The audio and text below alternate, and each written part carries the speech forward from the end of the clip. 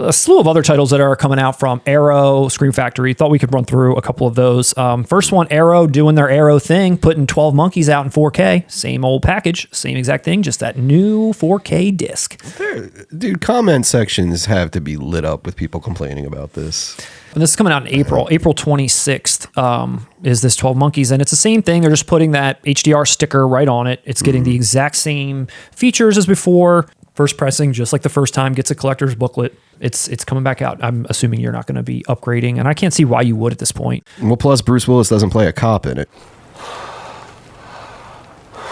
This air. This is such wonderful air. Actually, maybe he does. Does he? In 1996, a deadly virus is unleashed, and an ex-cop, Bruce Willis, is chosen to go back in time. Starring Chad Michael Murray as 11 of the Monkeys. All of his co-stars, Thomas Jane, Chad Michael Murray. The Monkeys. Mark Paul Gosselaar, Clive Standen. 12 flunkies. Also, Arrow putting out Henry, Portrait of a Serial Killer. Finally, something great. This is a pretty awesome looking set. Now, I've never seen this movie before. I know you already pre-ordered this bad boy, didn't you? I did. Well, it's coming out April 18th. I like Michael Rooker a lot, and I've never seen this movie. Watch this though. He's Henry. Yeah. he's in every damn scene. And I'm sure he's probably terrifying. It's one of those films. It's better as a film than typical genre movies are, but it's also still a genre movie. So the people who might appreciate it skipped it. It's in that weird middle ground of it's actually a very good movie, but it also fits in as like an Arrow release. As far as the set goes, you know, it comes with all the usual trimmings. It's got your poster and your art cards and all that kind of stuff. And then the 4K disc, but there's no like Blu-ray counterpart. It's like a 4K disc and a Blu-ray disc, but the Blu-ray just has supplemental things on it. Whereas the 4K disc has the movie, but also a new commentary from the director. So there's an old commentary from him, but also a new commentary from him. The Blu-ray disc has just a ton of old stuff, as also documentaries behind the scenes. They're giving you basically everything they can possibly give you, I think. I mean, if you wanted documentaries, if you wanted behind the scenes, interviews, even Errol Morris, Joe Bob Briggs, they come back in a segment called In Defense of Henry. 50-minute documentary. I mean, this stuff, there's a lot going on here. So if you're a fan of this movie at all, this is obviously looks like to be the most definitive you're going to get. I don't know if this was NC-17 or if it was just unrated, but my local video store as a child always had the NC-17 sticker on this. And I knew it wasn't porn or anything. Yeah. But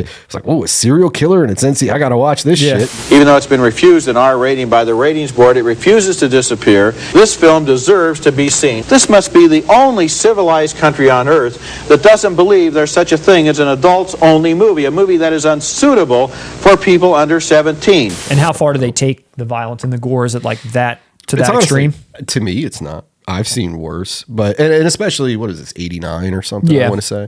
Since then, it's going to feel tame. Cool. And you picked this up. If anybody else out there is picking this up, let us know what your thoughts are or your feelings. Out April 18th. And then moving over to Scream Factory, they had a couple of releases as well that I know you're also excited about. I'm a fan of Happy Death Day. I wasn't a fan of Happy Death Day 2U. From what I gathered, are they both being released together and that's it? You can get them separately or together. And it looks like also a month before, they're also being reissued on Blu-ray, not by Scream Factory. All that's new here is some commentary. If you had this Blu-ray before, it's everything from before plus some new commentary. So it's not really, this isn't a collector's edition. This isn't anything that they're putting a lot of effort into. They're just kind of putting these out in 4K, and that's really it. This movie has a cult following, but so I don't know if it's worth double dipping It's just funny, to get the 4K upgrade when you're not getting any new information. The main gripe I have with it is that it didn't go hard enough. It's like it plays it safe, just a little too much for me to give this a great movie stamp. Yeah. But it's enjoyable. It's got some laughs. And Not worth upgrading. Oh, I'm sorry. I didn't mean to scare you. I needed to talk to you. What about Cursed? Do you throw that in the same Shit category? was cursed from the start. I saw this was announced. I was like, what's Cursed? Like, oh, Wes Craven. Oh, Kevin Williamson. I was like, know, is I this forgot. before or after Scream? I had never even after. heard of this. Right. And then I saw, I was like, oh, they just teamed up again and put out some other trash. Wes Craven gets this movie, directs it exactly how he wants. Nope, got to chop this. Nope, we're changing that. And then by the end of the thing, he's like, this isn't even the movie that I wanted. This isn't the movie that I tried to make. F it. I'm amazed that anything came out of that film. Man, Wes Craven got messed with so hard on so many goddamn movies. He did. That's crazy. Literally, when I read the little thing about it, I was like, that sounds just like Deadly Friend. How did this man have the courage to keep on living after this happens to him? He got messed with on Nightmare on Elm Street, for fuck's sake. That whole ending where the mom gets pulled through the door. He didn't want to do that at all. Nope. He shot it to look stupid because he fucking hated it. Yeah. That was all Bob Shea pushing for, hey, we got to set this up for sequels. I don't know, but it's getting a collector's edition, just like Deadly Friend did. They haven't named everything that's going to be on it, but as always, there's going to be probably a lot. 2 discs, 1 theatrical and 1 unrated cut. And that's where I think this is interesting, where did Wes Craven finally get his version out to the public? Is that what that is? I don't know. But clearly the theatrical one is not what he had anything to do with. Even the actors, everybody was like, this movie turned out to be dog shit.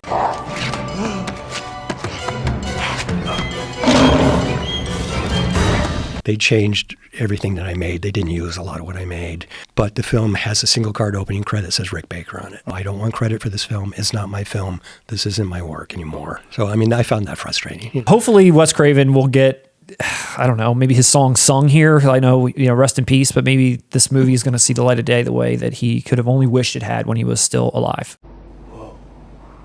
Again, you've got The Matrix is coming out again in another box set, this time with Resurrections, and it's coming in this generic piece of garbage. And again, it doesn't have the Animatrix with it. Right now, $75 for one movie that you really care about, and the other 3 that are shoved in there. That's not a bad It's price decent for all 4 movies, though, if the packaging is good and you like all 4. I was going to say the same thing, that if the Animatrix was included and this packaging was okay, like a hard box or something, then maybe I would consider it, Animatrix not being there. This is a no-go for me. How about I give you the finger?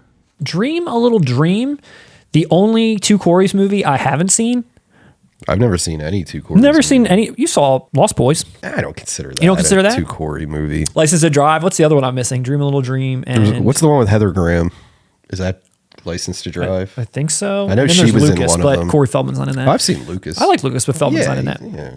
So this is coming out from Vestron. I like this label a lot. I always like the movies that they pick. I had never seen this movie and didn't realize that it's like a body swap movie. Is it? I had no idea. Wow. So this is like, that was a great genre there for a Vice minute. Versa? Vice Versa. That's the one like I always go father, back to. like son. Yeah, I always go back to Vice Versa. Vice Versa is not bad. That one's pretty good. Vice Versa is not bad, I have to admit.